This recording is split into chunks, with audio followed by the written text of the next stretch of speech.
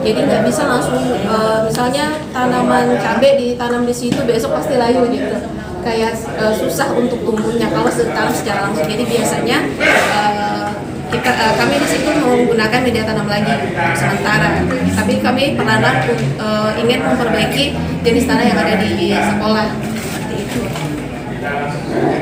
Kemudian yang terakhir mungkin saya bisa tambahkan bahwa kami kalau misalnya di sekolah guru-gurunya beserta kepseknya beserta yang lain itu masih bisa dihitung jari, walaupun 2 kali gitu ya, lebih dari 10 tapi nggak sampai 20 buat semuanya.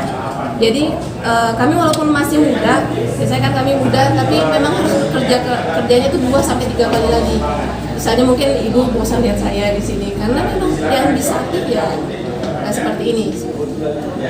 Mungkin kurang lebihnya mohon dimaafkan Bapak Ibu, karena saya cuma manusia biasa, mau bicara kekurangan. Assalamualaikum warahmatullahi wabarakatuh. Dan itu digunakan sebagai media. Nah, karena ada kegiatannya, ada medianya, maka kalau misalnya ini adalah berbasis project, maka yang hasil akhirnya adalah sebuah produk. Entah itu dalam bentuk benda, entah itu dalam bentuk sesuatu yang digital. Biasanya kalau di sekolah, misalnya di sekolah kami itu ada yang namanya ada channel YouTube yang berapa Bapak subscribernya sudah 1000-an ya, alhamdulillah. Nah, ada karya nyata. Semua project yang kita lakukan diupload sebagai media ke masyarakat ataupun ke lingkungan sekolah atau masyarakat umum kan YouTube luas Bu ya, Bapak Ibu cakupannya. Dan untuk proyek kita sejauh ini ada 2. Yang pertama itu Suara Demokrasi, dan kemarin banget itu ada debat kandidat, dan itu bisa kembali ditonton di YouTube-nya Karya Nyata, bisa di subscribe Bapak Ibu. Nah, di situ kami pertama kali dalam sejarah membuat yang namanya debat kandidat seperti itu. Kemudian yang kedua yang sekarang ini adalah gaya hidup berkelanjutan. Nah, gaya hidup berkelanjutan juga. Jadi sekarang kita lagi mempersiapkan media tanamnya seperti itu. Baik, mungkin buat soal yang kedua, apa sih peran aktor? Jadi menurut saya kalau proyek ini seperti kita membuat film Bapak Ibu.